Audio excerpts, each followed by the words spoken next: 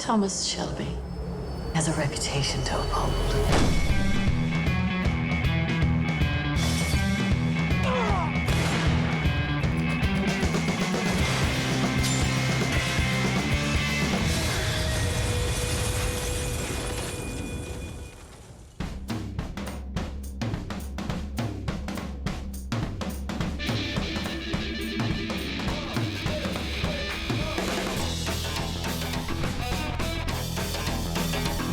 The Peaky Blinders are a family, a criminal gang. The second oldest brother, Tommy Shelby, decides that he's going to go for the big time, and he starts an expansion of the gang. Basically, Series 2 is Tommy Shelby tries to take over the world.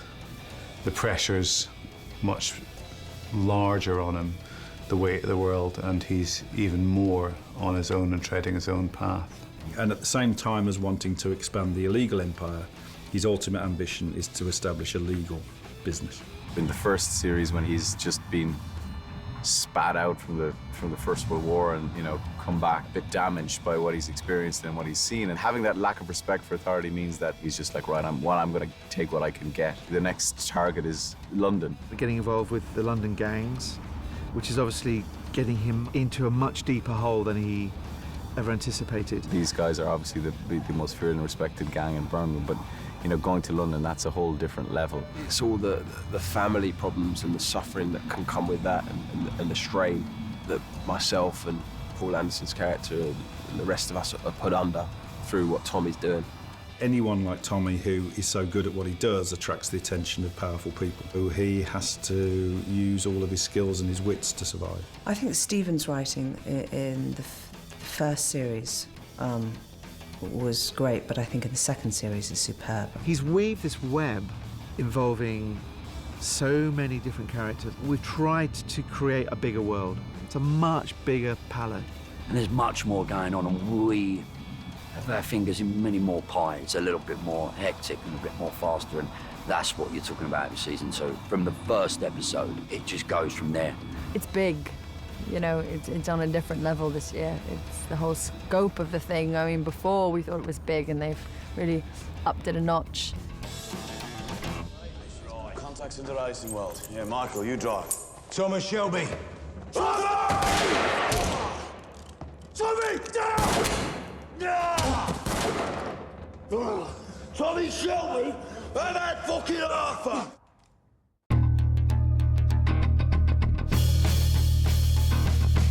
Gillian is the key to all of this, honestly.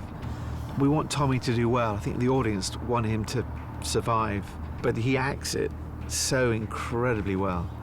You know, you genuinely have a huge emotion for him as a character.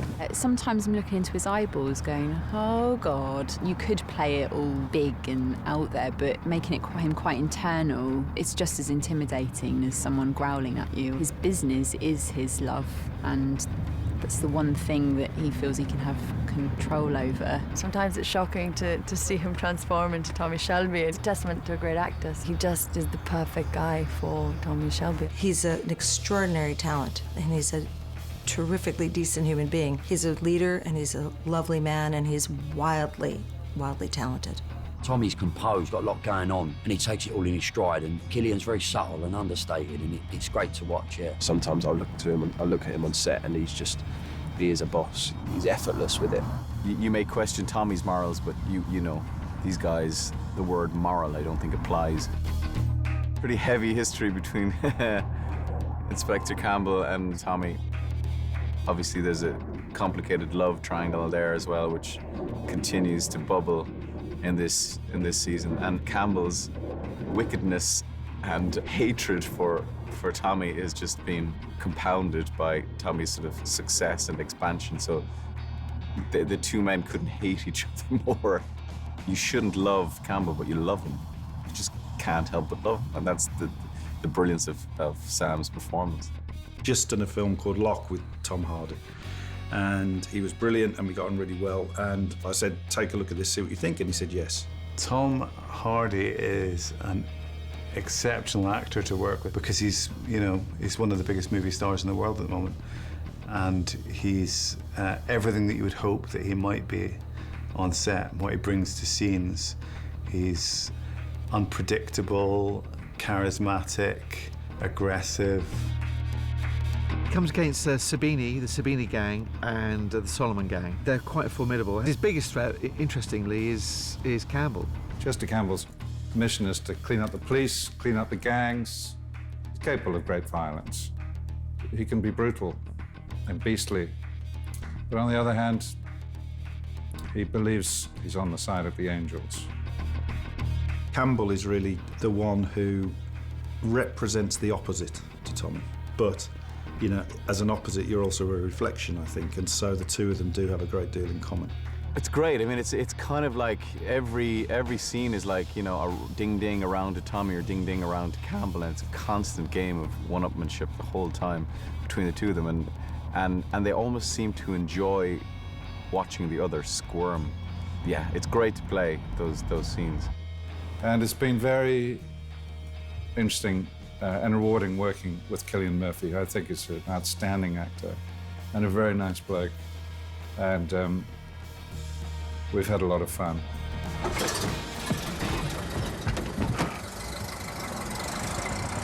Right!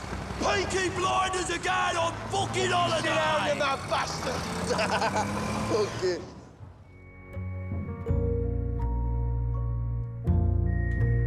There is something about family aspect that is so crucial. This season, there are sociopathic elements in the family, it's got to be said. Based on the reality of a lot of people who have faced war is that they cease to care so much about the physical consequences to themselves because they've seen people being blown to pieces. So all of the normal rules no longer apply. And I think that Tommy Shelby has a heightened sense of protecting the family and a reduced sense of protecting himself. You know, he wants to protect his family. He loves his family. He wants them to be close to him, but also he obviously wants to expand. When he has his brothers coming in to help him, you know, he knows that Arthur is a loose cannon. He knows that Joe is trying to be a bigger man, and Tommy keeps him in his place. Arthur in particular is in a bad way, and it sort of makes him useful to the gang as well. Series 1, we saw him upstaged by his brother Tommy. Tommy comes back, he's got more ambition, bigger scope, much bigger than Arthur's, and takes over, which sends Arthur off onto this downward spiral of this competitiveness against his brother, the sibling rivalry. What's brilliant is the tension between the brothers, always, and so well written. And I think that the bigger tension lies between Joe's character, John, and Tommy. It seems that John is testing Tommy a lot. And Tommy, while he's impressed by that, is kind of pushing him away. I think he idolises the Peaky Blinders moniker and the whole image. I don't think he's probably quite got it in him, not for want of trying. But I don't think he's cut from quite the same cloth as Tommy is. Tommy's very, you know, malicious and cutthroat. And I think John is more the heart of the story. John, there's a forced... I mean, he's married now, and his wife would sort of quite like to get him away from all of this. And so, at the same time, he still wants to rise up through the hierarchy, so he's quite conflicted. I think he sort of grows up and he becomes more of a man. And in this series, you definitely see a more mature John as someone who's pulling the strings back in Birmingham, while Tommy and Arthur are off, you know, building the empire. In the first season, we didn't see the true strength of us brothers until the second episode. In this new season, you see it straight away. When they're like all together, when they go down to the club in London and then smash it up and then hit the town, and you see the real power of them and the love that they have for each other. Gentlemen, there's been a mistake. I'm afraid you're going to have to leave. Some of the men here recognise you from the racetracks in the north. They say you are the Peaky Blinders. Peaky scum!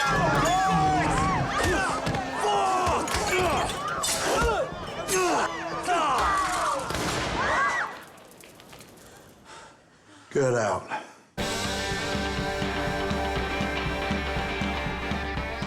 You fight for the king in an absurd war, in the war to end all wars. You come back, and all the thanks you get is you've got two choices, really, if you're poor. You can either be a gangster Or you could be a trade unionist. And to depict that most honest of British stories, as yet untold, really, I think was an important step. We're mythologizing British gangsters and British working class, which the Americans do so wonderfully and we have never done successfully, and doing it hopefully on a big scale. The classic gangster storyline of attempting to go legitimate but constantly being pulled back down into that criminal world. This strange duality where on the one side he's driven by a desire to own and win and take over and become, you know, part of the ruling elite, and on the other hand he's very faithful to his family, and you know, family is incredibly important to him. Well, there's a new girl in town, and she's so beautiful and she's so good in this, and I think a different flavor for Tommy. We knew he was broken to bits when we first saw him, and he had his heart broken. Is such an unlikely relationship because she is from not aristocracy but from landed gentry. He's obviously a gangster, but it's an indicative of the times because that sort of thing was really happening.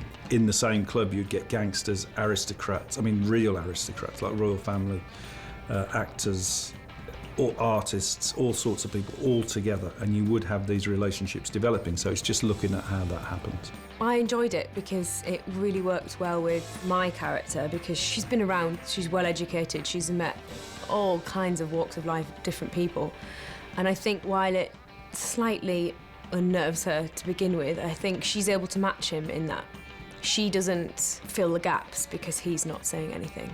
She's quite happy to sit in silence if that's what he's projecting out. But it was good because it was quite nice to see how the characters were, what I'd done with mine and what he'd done with Tommy, how they matched quite well, and quite, you know, that when finding those still beats was good fun because I'm not too sure that there's that many of the characters in it where he has that. In Series 1 there was an attempt to deaden the pain of the war amongst a lot of the people. I think in this series it's people just trying to forget things just by enjoying themselves and having fun, and a lot of hedonism, a lot of drinking, and it was a cocaine era, you know, and everything was fast and jazz and crazy chaos, and that's something that I want to try and capture in this. Series 1 was opium and Series 2 was cocaine. And so in the way that Series 1 was about oblivion and searching for some kind of escape, you know, the relationship with Grace and all of that, Series 2 is about hunger, ambition, desire, and teeth grinding, I suppose.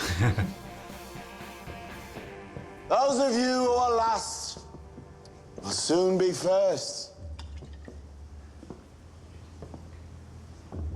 And those of you who are downtrodden will rise up. Yep. You know where to find us?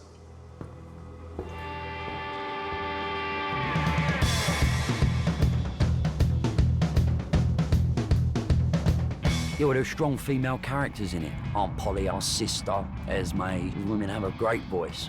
What's brilliantly unconventional about this show is that you have this matriarchal figure, which is Polly, played wonderfully by Helen McCrory, but she's not their mother, she's their aunt, and she would be the one, if Tommy did die, that would take over, for sure. And I think she's the sort of the one who knows Tommy the most and understands what's going on in his head, is able to read him best. And her storyline in this season is just amazing, and she's phenomenal in it. It shows her struggling with that sort of the gangster matriarch and this being a mother. She defends her family throughout the series, really, whether it's Grace, who was double-crossing Tommy, whether it was Arthur's own demons, and she's the sort of female breath, really, through the piece. I don't feel, for instance, Polly is necessarily an inherent violent woman, but she will have turned to violence in order to defend herself. Equally with Tommy, we know the First World War's brutalised him, but he's he's a very intelligent man. And together, I mean, Tommy is really the person she's closest to. They manage the sons, and just like in any family, there are the problem children, there are the ones that are succeeding, there are the people that they looked after as well when they come back. Polly, such a strong character, and And also, I feel like my character's really developed and is a strong woman. All of them, I think that's really exciting and rare. Gypsy women, they're born to breed and to look after their family. And for Esme to then join the Shelby family, there's a change in her for season 2, which I felt like contradicted those traditions and that idea. She tries to really push herself into the business. And she's slightly torn because I think the idea of the business spreading, even though they're perfectly successful where they are and you know, and taking over London, I think she genuinely is scared about that. Shelby Company Limited is now very successful. But London, I have kin in Shepherd's Bush and Portobello.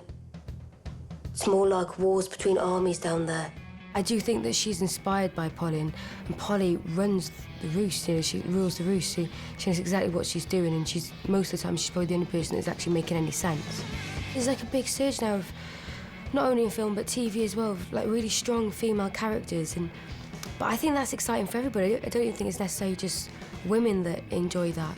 It's written really truthfully. I don't think it's like, oh, let's put a strong woman in there so women enjoy it. And I think we have one strong woman draws lots of other strong women. So I think that's why there's so many good female characters in there. I mean, Polly really is a fixture. She needs to be there to hold up a mirror to Tommy and say, this is who you are.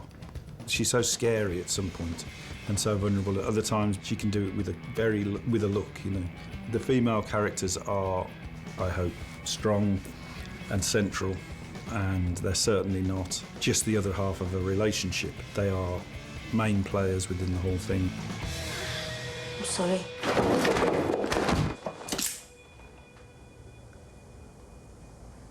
You tell a soul in this family, and I swear I will cut you. I don't need a knife to stop me telling secrets given in confidence. It is a matter of honor.